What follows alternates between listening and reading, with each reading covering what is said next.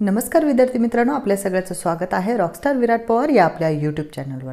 विद्यार्थी मित्रांनो, बऱ्याच विद्यार्थ्यांच्या कमेंट्स या पेंडिंगमध्ये असल्यामुळे आपला लवकरात लवकर हा व्हिडिओ घेणं आणि तितक्याच फास्टली हा व्हिडिओ घेणं तितकंच गरजेचं आहे। त्यामुळे थोडी स्पीड जास्त राहील आणि इतर विद्यार्थी मित्रांना ज्यांना यानंतरही समजलं नाही त्यांनी कृपया आपल्या प्लेलिस्टमध्ये तुमचा प्रश्न हा ऑलरेडी मी व्हिडिओमध्ये घेतला आहे का हे समजून घ्या, कारण तो पूर्ण प्रश्न एक्सप्लेन करणं हे खूप अवघड आहे। तर यामुळे आपण तो पूर्ण माहिती न सांगता हा व्हिडिओ तुम्ही डिटेलमध्ये पाहून घ्या या स्वरूपाची माहितीही देत असतो। आणि विद्यार्थी मित्रांनो, ज्या विद्यार्थ्यांना ऑलरेडी सगळ्या गोष्टी माहीत आहे असं त्यांना वाटतं त्यांनी हा व्हिडिओ इथून पुढे जर स्किप केला म्हणजे हा व्हिडिओ न पाहिला तरी चालेल, कारण आपण ज्या विद्यार्थी मित्रांना म्हणजे अडचणी आहेत आणि ज्यांना प्रश्नांची उत्तरे हवी आहेत त्यांच्याकरिता आणि फक्त त्यांच्याकरिताच हा व्हिडिओ बनवलेला आहे। तर राम राठोड सरांचा प्रश्न आहे की विजय कॅटेगरी आहे, टीईटी फर्स्ट पास आउट आहे, त्यांची बहीण आणि 84 मार्क्स आहेत असे ते म्हणत आहेत। तर 1 ते 5 साठी नंबर लागू शकेल का असा त्यांचा प्रश्न आहे। तर सर, जो 84 मार्क्सच्या मेरिट लिस्टनुसार म्हणजे अंडर 100 असल्यामुळे म्हणजे मार्क्स हे झेडपीच्या नुसार फार कमी आहेत आणि त्यामध्ये निवड होण्याकरिता आवश्यक असलेले मार्क्स हे म्हणजे 100+ तरी असायला हवेत। तरी सुद्धा एक टीईटी पेपर फर्स्ट तुम्ही पास आउट आहात तर आपण 20 शाळा पसंतीक्रममध्ये सुद्धा हा विचार करायचा आहे की जेणेकरून आपला मॅक्झिमम निवड ही व्हायला हवी। आणि माझं प्रांजळ मत राहील की तुम्ही इतरही ज्या शाळा आहेत तिथे कुठे कुठे जास्त व्हॅकन्सी येतील त्याच्या आपल्याला पवित्र पोर्टलवर येत्या काही कालावधीमध्ये दिसणारच आहेत, त्यामध्ये पाहून ठरवूया। तोपर्यंत थोडासा वाट पहा आणि माझ्या मते तुम्ही तुमच्या दीदीसाठी आपला जो नवीन आपण PDF ऑलरेडी लॉन्च केलेला होता, ज्यामध्ये आपण कशा पद्धतीने डेमो लेसनची तयारी करू शकतो याविषयीची माहिती बघा। इथे तुम्हाला 1 नंबरला जो व्हिडिओ दिसतोय, शिक्षक भरती मुलाखत व डेमो लेसनची तयारी कशी करावी, तर याकरिता तुम्ही लागायला हवं असं माझं मत आहे। त्यानंतर महत्त्वपूर्ण मुद्दा म्हणजे अश्विनी कांबळे मॅमचा प्रश्न घेऊया आपण की मॅम मी MA BEd आहे, TET सेकंड पास आहे आणि टेटमध्ये 117 मार्क आहेत आणि SC कॅटेगरी आहे। तर 1 ते 5 आणि 6 ते 8 दोन्हीसाठी ट्राय करू शकते का? तर TET paper second pass out आहात आणि TET सेकंड संदर्भातला जो वाद आहे म्हणजेच GR नुसार त्याचा अर्थ होतो की तो TET पेपर फर्स्ट जो आहे त्याऐवजी जर तुम्ही TET paper second pass out असाल तर तुम्हाला 1 ते 8 या सर्व म्हणजे अर्हतेकरिता तुम्ही पात्र ठरता। परंतु येत्या माहिती पुस्तिकेमध्ये आपण हा मुद्दा क्लिअर करून घेऊया, तुम्हाला कोणत्याही प्रकारचं कन्फ्युजन राहणार नाहीये, तर थोडंसं वाट पहा।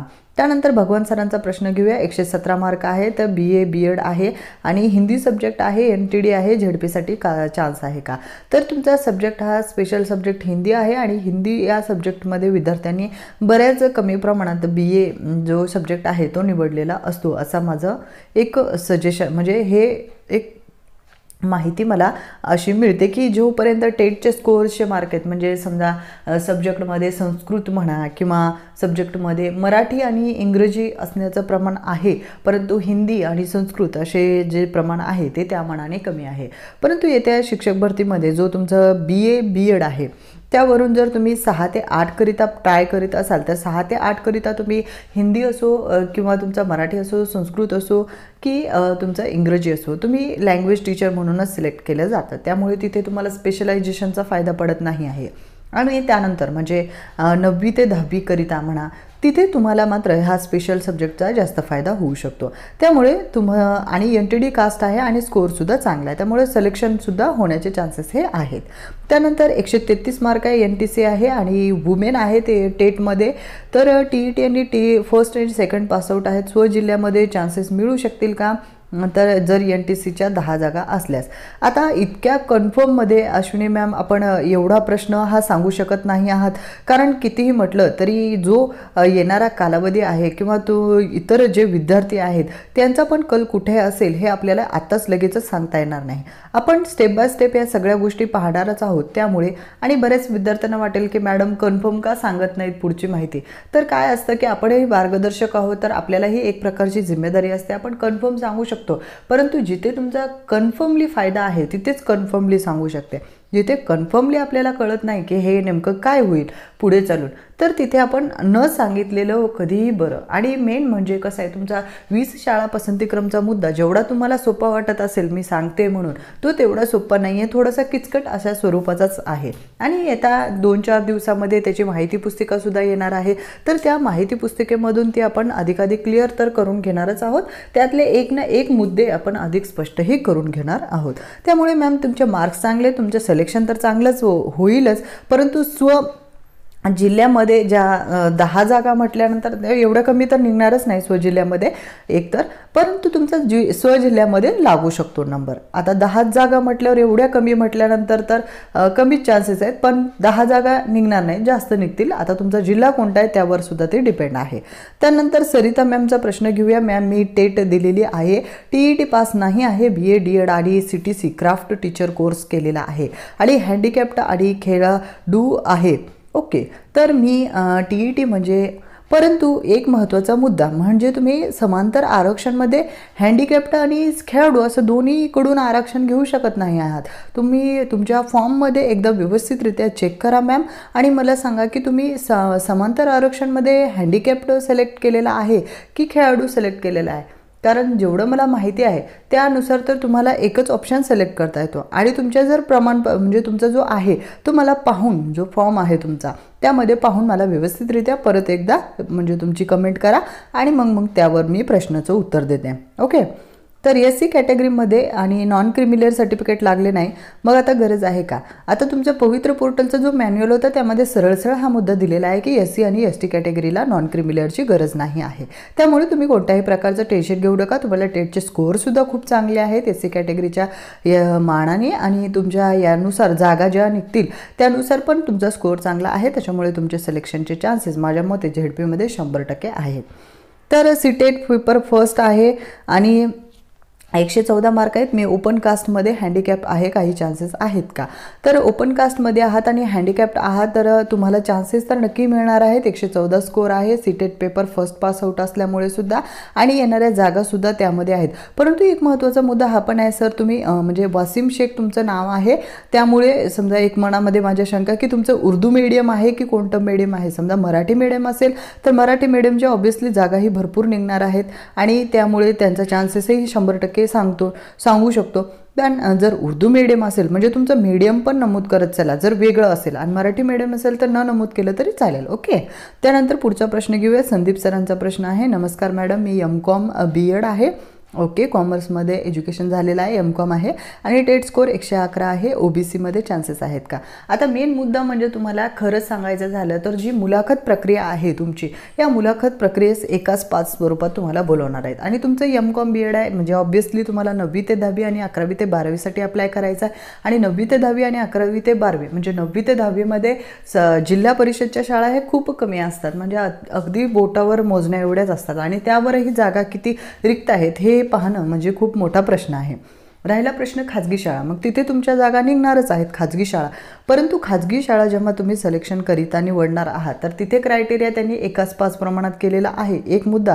आणि दुसरा मुद्दा म्हणजे त्यांनी लेखी परीक्षेला किती वेटेज देतात किंवा नाहीच देतात हे पण मुद्दा तितकाच महत्त्वाचा आहे. तर सरळ म्हणजे एक मार्गदर्शकाच्या भूमिकेतून म्हणायचं झालं तर तुम्ही आपल्या येत्या ज्या डेमो लेसन आहे आणि इंटरव्ह्यू आहे त्याच्याकरिता व्यवस्थितरित्या प्रिपरेशन करणं चालू करा. कारण खूप सारा अभ्यास करावा लागेल तुम्हाला. 9वी ते 10वीचा अभ्यास म्हणजे तुम्हाला 1ली ते 10वी पर्यंतचा, आणि जर तुम्ही 11वी 12वीचा इंटरव्ह्यूसाठी सुद्धा विचार करत आहात तर 1ली ते 12वी पर्यंतचा सगळा अभ्यास तुम्हाला करावा लागतो. आणि त्यातल्या त्यात तुमचं BEdचे जे स्पेशल सब्जेक्ट आहेत त्यामधील सगळ्या विषयाचा अभ्यास तुम्हाला करावा लागतो. म्हणजे समजा जर तुमचा BEdचा स्पेशल सब्जेक्ट हा आता तुमचं MCOM आहे तर तुमचं समजा गणित आहे BEdचा स्पेशल सब्जेक्ट, तर गणित असेल तर तुम्हाला त्यानुसार पूर्ण तयारी करावी लागते. म्हणजेच 1ली ते 10वी पर्यंतची तरी ॲटलिस्ट तुम्हाला तयारी करून जावी लागते. त्यामुळे विद्यार्थी मित्रांनो वेळ कमी आहे. येणाऱ्या कालावधीमध्ये जर तुम्हाला पुढे मुलाखतीसाठी त्यांनी सिलेक्ट केलं तर तुम्हाला अभ्यास करायला किती कालावधी मिळणार आहे तुम्ही विचार करा.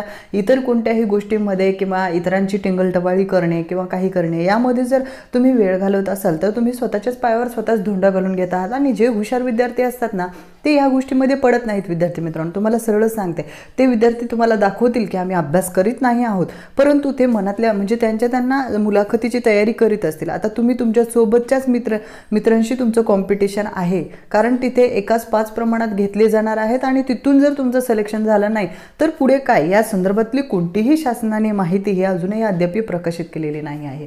त्यावरून तुम्हाला गांभीर्य लक्षात घ्यावं लागेल इंटरव्ह्यूचा आणि याचा, कारण इकडे तुम्ही 20 शाळा पसंतीक्रम देत आहात आणि इकडे जरी तुमचं समजा एका पदावर निवड नाही झाली, समजा 3 नंबरचं पदवर जे तुम्ही दिले तिथे निवड नाही झाली तर 4 नंबरचं तुम्हाला मिळेल, परंतु इथे मुलाखतीमध्ये एकदा तुमच्या नावाने कॉल लेटर आला आणि त्या संदर्भात तिकडे तुम्हाला वेळ जाणारच आहे, त्यानंतर काय होईल या स्वरूपात माहिती नाही आहे. तर एक तुम्ही तुमची एक मैत्रीण समजून घेऊ शकता की ही अत्यंत गरजेची गोष्ट आहे की तुम्हाला काही झालं तरी तुमचा अभ्यास हा चालूच ठेवायचा आहे. येत्या कालावधीमध्ये 10 ते 15 दिवसामध्ये ती तुमची सगळी माहिती येईल किंवा मग काही असो, परंतु आपल्याला अभ्यास करणं हे अत्यंत गरजेचं आहे.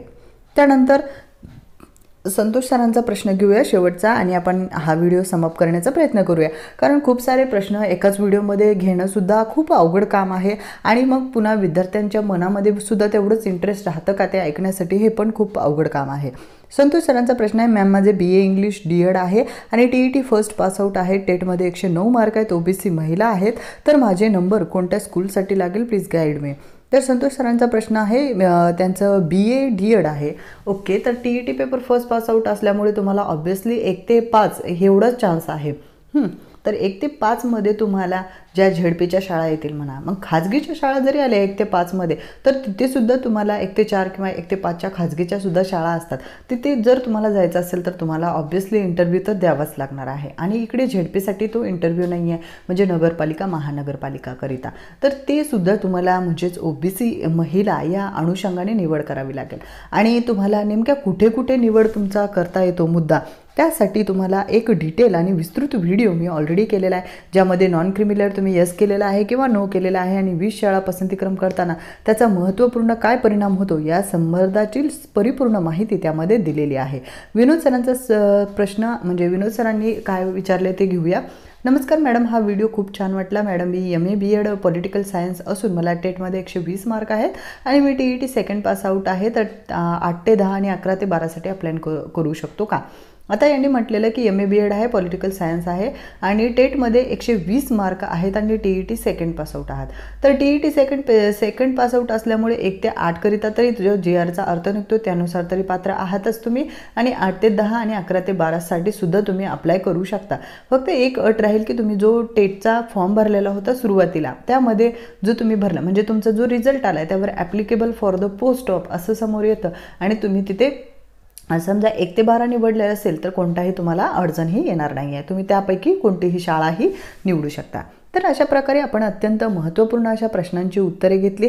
त्यानंतर अजून काही प्रश्नांची उत्तरे आपण पुढील भागामध्ये घेऊया विद्यार्थी मित्रांनो, कारण पूर्ण प्रश्नांची उत्तरे एकाच भागामध्ये समप करणं हे इतकं सोपं नाही आहे जितकं तुम्हाला वाटत असेल, कारण एवढ्या प्रश्नांचे कमेंट्स वाचणे आणि त्यांचं रिप्लाय करणे यासाठी सुद्धा भरपूर वेळ लागतो आणि तुम्ही माझी अडचणसुद्धा समजून घेताल ही मी अपेक्षा करते. आणि तुमच्या काही अडचणी असतील त्या तुम्ही विचारू शकता. आणि महत्त्वपूर्ण मुद्दा म्हणजे जर तुम्ही एखादी अडचण विचार करीत आहात किंवा तुम्हाला त्याच्यासाठी रिप्लायसाठी आतुरतेने खूप वाट पाहत आहात, त्यांच्याकरिता क्षमस्व, परंतु तुम्ही एकदा आपल्या शिक्षक भरतीसाठी वारंवार विचारले जाणारी प्रश्न आणि उत्तरे जो आपला प्लेलिस्टमध्ये तुम्ही जायचं आहे आणि प्लेलिस्टमध्ये तुम्हाला सगळ्या प्रकारच्या प्लेलिस्ट अवेलेबल आहेत, ज्यामध्ये आदिवासी विकास विभागाची तयारी करीत असाल, MPSCची तयारी, 20 शाळा पसंतीक्रम संबंधाचे 23 व्हिडिओ आपण ऑलरेडी दिलेत, SCBC टॅब संबंधी माहिती दिलेली आहे.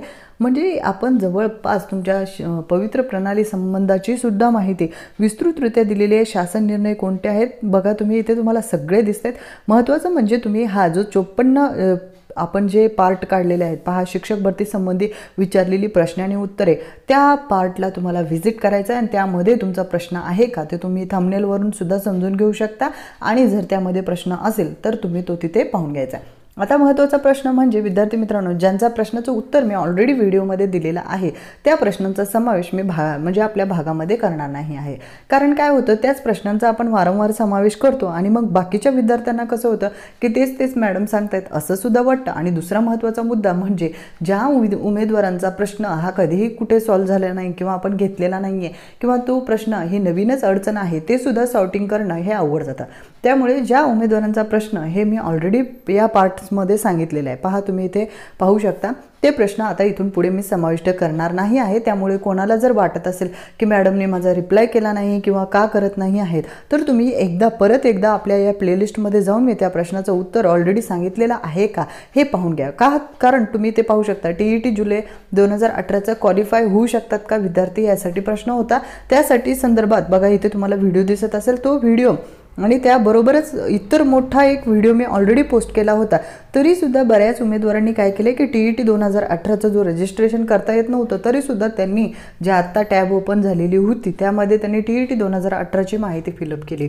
अर्थातच त्यांचा जो डाटा होता तो इनव्हॅलिड होता, त्यामुळे त्यांची सगळी नावे ही मोठ्या अधिकाऱ्यांकडे गेली आणि तो इनव्हॅलिड डाटामुळे सुद्धा मग TET मिसमॅच असा प्रॉब्लेम आला आणि परत त्यांना EOकडे जावं लागलं। पहा मग तुम्ही एखादी मार्गदर्शक तुम्हाला जीव तोडून जर सांगत असेल तर थोडंसं तुम्ही समजून घ्या की ती मुद्दा तिथे नाही आहे, तर तो तिथे येऊ शकत नाही आहे। तर तुम्ही आम्हाला अपोज करण्यापेक्षा जी महत्त्वपूर्ण माहिती आहे ती स्वतः अपडेट करीत चला आणि महत्त्वपूर्ण माहितीनुसारच प्रोसेस करीत चला।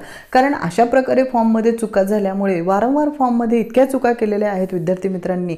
पहा तुम्हाला इथे किती मी माहिती डिटेलमध्ये दिलेली आहे। मी म्हणत नाही की माझंच खूप हे केलेलं आहे, माहिती सांगितलेली आहे, तुम्ही पूर्ण माहिती पाहू शकता। इथे शासन निर्णय पाहू शकता, पवित्र प्रणाली रजिस्ट्रेशन संबंधीचे छोटे ते छोटे अपडेट आपण आपल्या चॅनलवर लगेच्या लगे अपलोड पण केलेली आहे आणि विस्तृतरित्या पण सुद्धा त्याची माहिती सांगितलेली आहे। एखादी उमेदवाराला समजलं नाही तर ते सुद्धा समजावून सांगितलेलं आहे। तरी सुद्धा बरेच विद्यार्थी काय करतात, वारंवार चुका करतात आणि त्या चुकाचं खापर दुसऱ्यावर फोडून मग पवित्र पोर्टलचं हेच स्लो आहे, नेट स्लो आहे असं वगैरे करून जाऊन मग त्यांच्याकडे परत वेळ वाढवून घेतात आणि यामुळे ही जे पवित्र प्रणालीद्वारे होणारी भरती प्रक्रिया ही लांबतच चाललेली आहे। त्यामुळे विद्यार्थी मित्रांनो, सर्वात महत्त्वपूर्ण मुद्दा म्हणजे आपला कोणाला विरोध नाही आहे, परंतु तुम्हाला जो कोणी माहिती देत आहे त्याची माहिती तुम्ही व्यवस्थितरित्या घ्यायला पाहिजे, व्यवस्थित पाहायला पाहिजे आणि त्या अनुषंगाने तुमचा जो फॉर्म आहे तो व्यवस्थितरित्या फिलअप केलेला पाहिजे। त्याच्यामध्ये कोणत्याही प्रकारची निष्काळजी नको एकतर, आणि त्यामुळे इतर विद्यार्थी मित्रांचं नुकसान नाही व्हायला पाहिजे। हे सुद्धा तुम्ही एक मोरल जिम्मेदारी तुमच्यावर आहे। तुम्ही एक भावी शिक्षक होण्याच्या पदाकरिता फॉर्म भरत आहात तर तुम्हाला ही गोष्ट लक्षात यायलाच पाहिजे की तुमच्यामुळे इतर जणांनाही त्रास हा व्हायला नाही पाहिजे, किंवा एवढ्या दिवसापासून ज्या प्रतीक्षेसाठी शिक्षक भरतीच्या प्रतीक्षेसाठी आतुरतेने वाट पाहत असलेले उमेदवारांचे डोळे आहेत ते परत पाणावले नाही पाहिजेत की या आचारसंहितेमध्ये अडकली वगैरे या अनुषंगाने। तर तुम्हाला परत सांगणं हेच आहे की ज्यांची अडचणी आहेत किंवा ज्यांचं काही प्रॉब्लेम अजून सॉर्ट आउट झाला नाही त्यांनी आपल्या चॅनलचे पूर्ण व्हिडिओज एकदा व्यवस्थित पाहून घ्या। आणि म्हणजे पूर्ण व्हिडिओज पाहू नका, तिथे तुम्ही एकदा पहा की तुमचा तो प्रश्न आहे का, तो प्रश्न असलेला तो व्हिडिओ तुम्ही व्यवस्थित पहा आणि त्यानंतरच तुमच्या अडचणी पूर्ण सॉल्व्ह होणार आहेत। आणि कृपया करून वारंवार त्या चुका करू नका, एवढीच नम्र विनंती।